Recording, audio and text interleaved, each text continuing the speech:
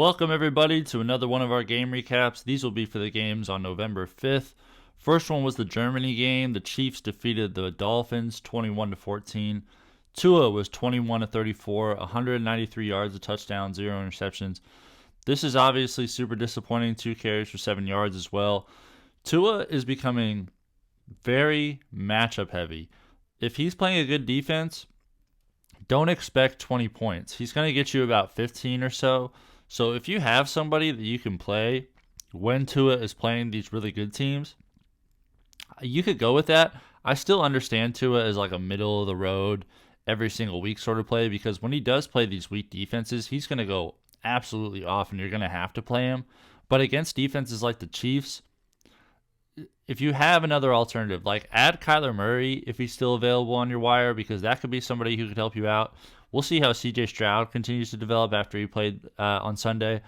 But Tua, if you have an alternative, I understand going to that, but still, playing him every single week isn't the worst idea either, because 15 points certainly isn't bad. It's a lot better than a lot of these quarterbacks are doing. Raheem Mostert, 12 carries, 85 yards. This is another big point, and a rushing touchdown as well. Devon Achane is most likely going to come back before their next game. They have a bye in Week 10, and then Week 11 they play. So Achane's going to come back. He's going to take some of Raheem Mostert's work here. So if you could trade Raheem Mostert, I think right now is an ideal time to sell high on him, because he's just been on a tear since Achane's been out, getting all the carries. But as soon as Achane comes back, he could be the RB1. Achane could. So keep that in mind with Raheem Mostert going forward, because he's not going to be this good for very much longer. Jaylen Waddle had a carry for 12 yards. Tua had 2 for 7, like I said earlier. Jeff Wilson, 2 carries for 6 yards. Salvon Ahmed had 3 carries for 4, and Tyreek Hill had a carry for 3. I think Jeff Wilson is a safe drop at this point, especially with Achane coming back. Salvon Ahmed, same thing, safe drop. Don't drop Raheem Mostert, but Wilson, I think, is definitely safe to do that as of now. Tyreek Hill, 8 catches, 62 yards on 10 targets. This is the low end of Tyreek Hill work. Still, 14.2 points, we will take that. Jaylen Waddle, this is where it gets disappointing. 3 catches, 42 yards on 6 targets. Jaylen Waddle, he's going to have a ceiling, especially against these good defenses where Tua can't really get it going. Hang on to him. He's going to be more of a matchup-dependent play than we were originally planning on when we drafted him high. Jeff Wilson, 3 catches for 32 yards. Interesting that he became more of the receiving back. Cedrick Wilson had a catch for 31 and a touchdown. Durham Smythe almost didn't play in this one, but he had 3 catches for 17 yards.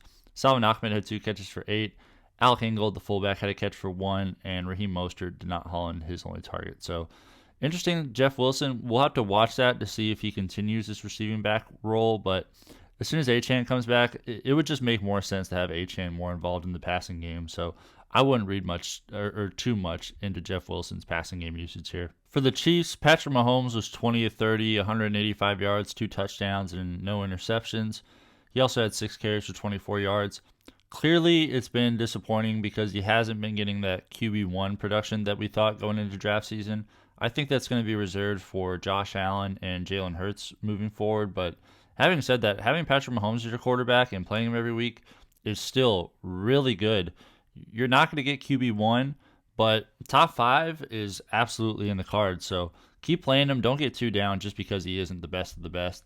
Isiah Pacheco, 16 carries for 66 yards. He didn't have any passing game work in this one either, so I think he's a really good buy low, actually, because he's still dominating the touches here. Jerick McKinnon, only 1 carry. LaMichael Pirine, only 1 carry. No CEH in this game.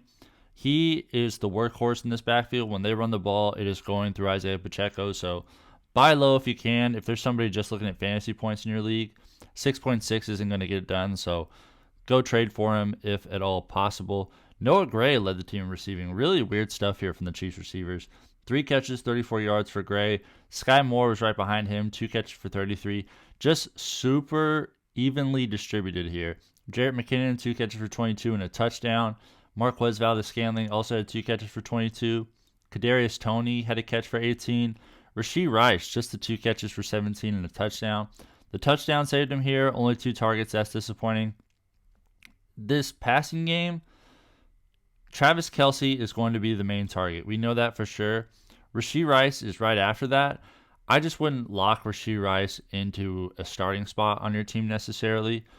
Have some more options besides Rice to play with because there's going to be games like this where he doesn't get very many targets. Justin Watson had 2 catches for 15 on 5 targets. Travis Kelce, super disappointing stuff here. 3 catches, 14 yards, 4 targets. Still, play him every single week. Don't get too down based off this performance. Mecole Hardman had 3 catches for 10 yards on 3 targets. It'll be interesting to see how his role continues to develop. Michael P. Ryan did not haul in his only target, and Isiah Pacheco did not haul in his only target.